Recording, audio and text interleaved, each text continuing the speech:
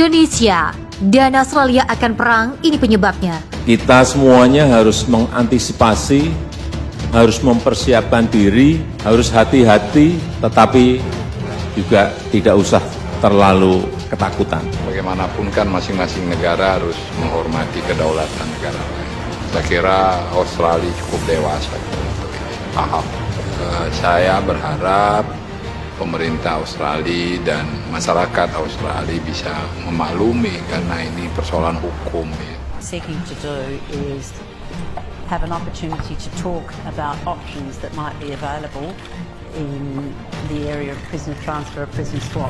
Absolutely no details. Saya sangat menghargai Presiden Putin yang tadi menyampaikan bahwa memberikan jaminan keamanan. Ini sebuah berita yang baik, terutama melalui jalur laut. Tadi lagi Presiden Putin sudah memberikan jaminannya.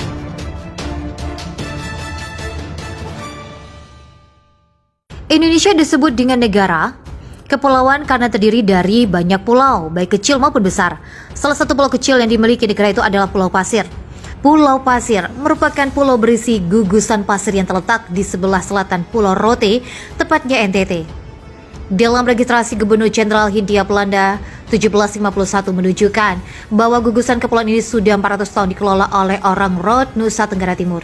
Akan tetapi rupanya pulau ini telah diklaim oleh negara tetangga yakni Australia dan mengganti namanya menjadi Ashmore Reef atau Pulau Cartier. Padahal jelas kalau Pulau Pasir merupakan milik Indonesia. Tidak hanya tertulis dalam register Gubernur Jenderal Hindia Belanda, namun juga tertuang dalam sebuah buku karya seorang penulis dari Australia bernama Rod Belin. Buku yang berjudul Troubled Weather Brothers, Boundaries and Possession of the Timor Sea 2005 tersebut mengatakan bahwa Pulau Ashmore atau Pulau Pasir adalah milik Indonesia. Penulis tersebut juga menambahkan bahwa di sekitar Pulau Pasir telah menjadi tempat nelayan Indonesia mencari ikan teripang dan biota laut lainnya sejak ratusan tahun yang lalu. Bahkan banyak dari mereka berkebun di atas pulau tersebut. Adanya klaim sepihak dari Australia mengenai kepemilikan Pulau Pasir adalah karena pulau tersebut memiliki potensi gas bumi dan minyak dalam jumlah yang sangat besar, yakni sekitar 5 juta barel, sehingga bisa disimpulkan bahwa mereka ingin menguasai seluruh kekayaan alam yang ada di gugusan pasir tersebut. Bahkan Presiden Rusia yakni Putin menyayangkan aksi Australia tersebut yang telah mengklaim Pulau Pasir dan mengubah namanya secara sepihak. Bukti lainnya bahwa Pulau Pasir milik Indonesia adalah jaraknya yang lebih dekat dengan Indonesia, yakni sekitar 140 km di sebelah selatan Pulau Rote NTT.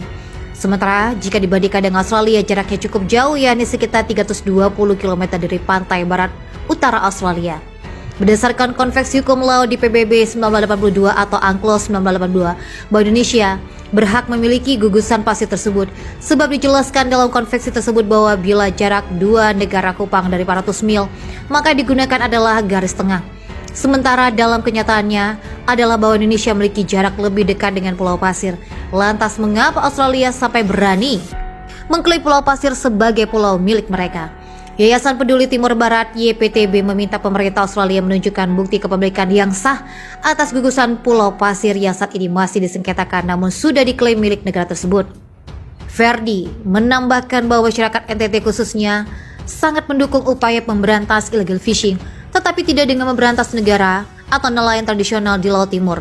Ferdi yang selama ini berjuang untuk mendapatkan hak rakyat di Celah Timur ini mendesak pemerintah Australia juga Indonesia untuk segera memberikan bukti yang sah terhadap kepemilikan Australia atas Pulau Pasir.